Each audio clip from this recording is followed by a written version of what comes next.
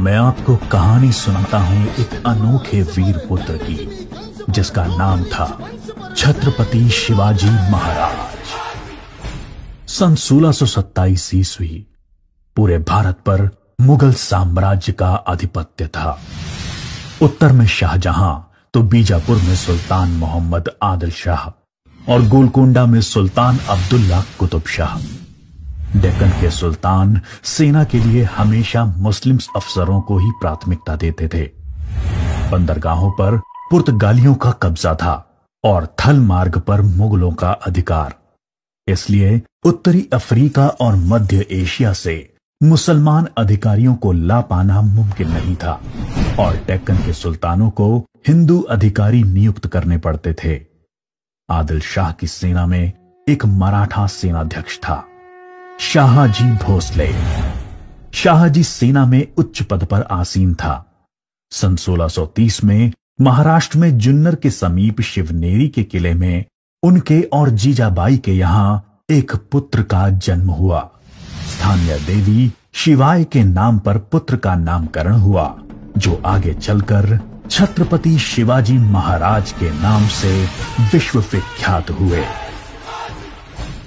शिवाजी के पिता काफी समय घर से दूर रहे थे, इसलिए बचपन में उनकी देखरेख माता जीजाबाई और गुरु दादोजी कोंडेव ने की। दादोजी ने उन्हें युद्ध कौशल और नीति शास्त्र सिखाया, तो जीजा माता ने हिंदू धार्मिक कथाएं। जब दादोजी का सन 1647 में निधन हुआ, तब उनका ये मानना था कि शिवाजी अपने पिता की ही तरह आदिल शाह की सेना में उच्च पद पर आसीन होंगे, लेकिन विधि को कुछ और ही मंजूर था। सन 1646 के समय भारत में किसी हिंदू शासक का अपना स्वतंत्र राज्य स्थापित कर पाने के लिए इन तीन परिस्थितियों का पूरा होना जरूरी था। एक, कि वो शक्तिशाली साम्राज्यों के केंद्र से दूर हों, जमीन खेती के लिए अनुपयोगी हो और जंगलों से घिरा हुआ हो, ताकि छापामार युद्ध या गुरिल्ला वॉरफेयर करा जा सके। ये परिस्थितियां 1646 में शिवाजी के लिए अनुकूल बनी, जब उन्होंने स्थानीय किसानों मावली के समर्थन से अपनी सेना का निर्माण किया। शिवाजी को भली भांति याद था कि किसी भी साम्राज्य को स्थापित करने के लिए किलों की क्या महत्व है, इसलिए सिर्फ 15 साल की उम्र में ही उन्होंने आदिल शाही अधिकारियों को रिश्वत देकर तोड़ना, चाकन एवं कोंडना किलों को अपने अधिकार में कर लिया। इसके बाद उन्होंने आबाजी सोमदेव की मदद से थाना, कल्याण और भिवंडी के किलों को मुल्ला अहमद से छीनकर अपने अधिकार में कर लिया।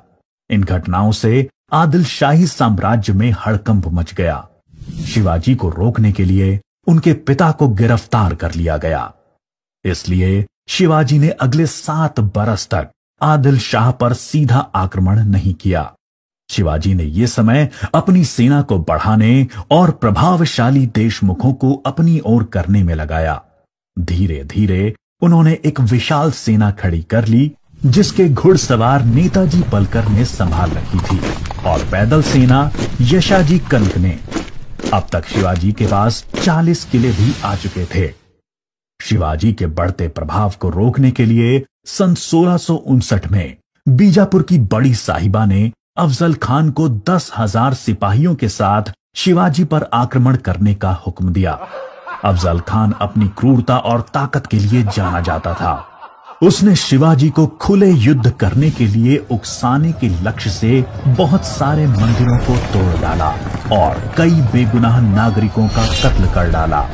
लेकिन शिवाजी ने चतुराई और रण कौशल का परिचय देते हुए छापामार पद्धति से युद्ध चालू रखा।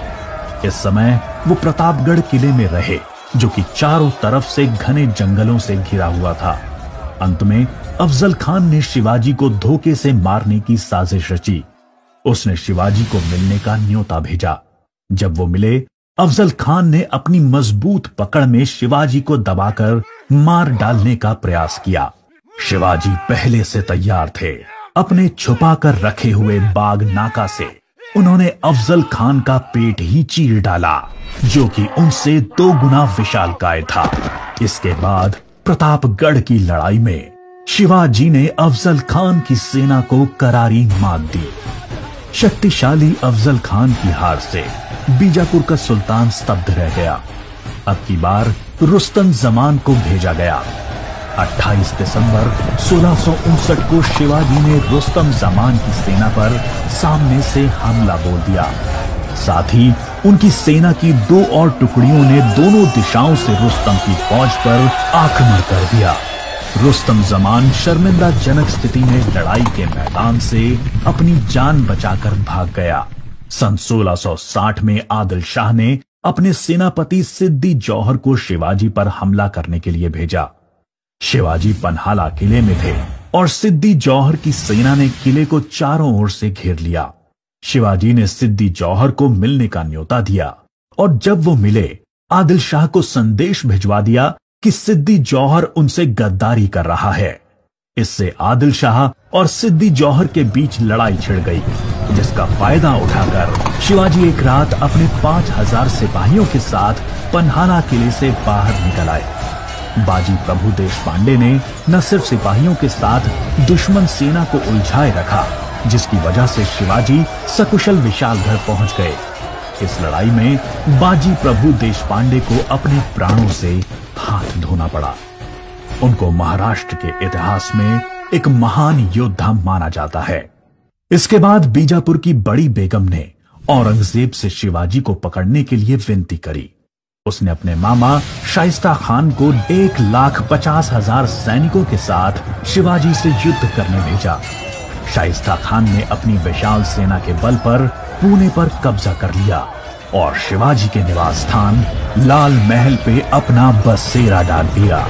शिवाजी ने चालाकी से अपने 400 सिपाहियों के साथ शादी के बारातियों के वेश में पुणे में प्रवेश कर लिया।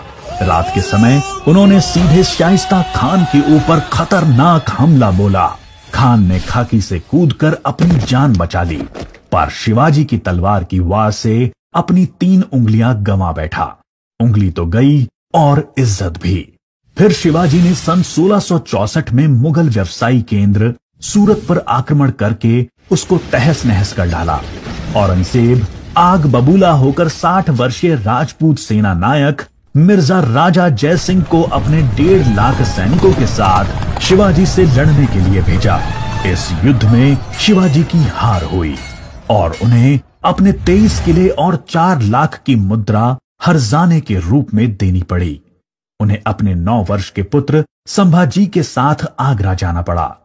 शिवाजी को नियंत्रित रखने के लिए पहले यह तय हुआ कि उन्हें मुगल दरबार में कोई पद दिया जाए, लेकिन औरंगजेब ने उसको बदलकर शिवाजी को घर में कैद करने का आदेश दे दिया।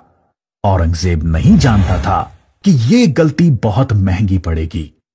शिवाजी ने बीमारी का बहाना बनाया और अपने स्वास्थ्य को ठीक करने के आशीर्वाद के लिए साधु संतों और फकीरों को रोजाना मिठाई और उपहार भेजने की इच्छा जताई। एक दिन वो खुद श्रमिक के भेष में सामान के डब्बे में संभाजी को छुपाकर बाहर निकल आए। वो मथुरा, काशी, गया, पुरी के बाद गोलकोंडा और बीजापुर होते हुए रायगढ़ पहुंच गए। 1670 तक शिवाजी ने कई लड़ाइयां लड़ते हुए 4 महीनों के भीतर अपने राज्य का बड़ा हिस्सा मुगलों से स्वतंत्र करा लिया। सन 1671 से 1674 तक औरंगजेब ने भरसक प्रयास किया शिवाजी को अपने अधीन करने का, लेकिन वो बुरी तरह से असफल हुआ। उसने अपने उत्तम योद्धाओं जैसे दाऊद खान और मोहब्बत खान को शिवाजी से लड़ने भेजा, लेकिन सबको मुंह की खानी पड़ी। इसके साथ ही सन 1672 में अली आदिल शाह की मृत्यु हो गई और बीजापुर सल्तनत की स्थिति में चला गया। आखिर वो दिन आया जब गगा भट्ट ने 6 जून 1664 को पूरे उत्सवनुमा वातावरण में हिंदू परंपराओं के साथ शिवाजी का राज्याभिषेक किया। वो मराठा के राजा बने और कई सदियों के अंतराल के बाद हिंदू रीतियों, तिलक, जनेऊ और वेदों के उच्चारण के बीच किसी राजा का राज्याभिषेक संपन्न हुआ। शिवाजी की महानता सिर्फ उनकी बहादुरी और युद्ध कौशल में ही नहीं थी, वो एक योग्य प्रशासक भी थे।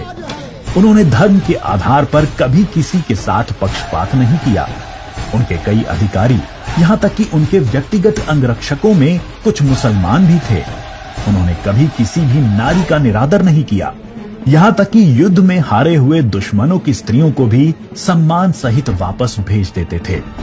गुरिल्ला युद्ध, किलों का उपयोग और नवसेना का निर्माण भारत में पहली बार शिवाजी ने ही करा। उन्होंने 4 किलों तथा 2000 सैनिकों से शुरुआत की थी और उनकी मृत्यु के समय तक ये गिनती 300 किलो एवं 1 लाख सैनिकों की हो गई थी। मार्च 1680 में शिवाजी का स्वास्थ्य खराब हो गया। तेज बुखार और पेचिस के चलते 5 अप्रैल 1680 को 52 साल की छोटी सी उम्र में इनका स्वर्गवास हो गया।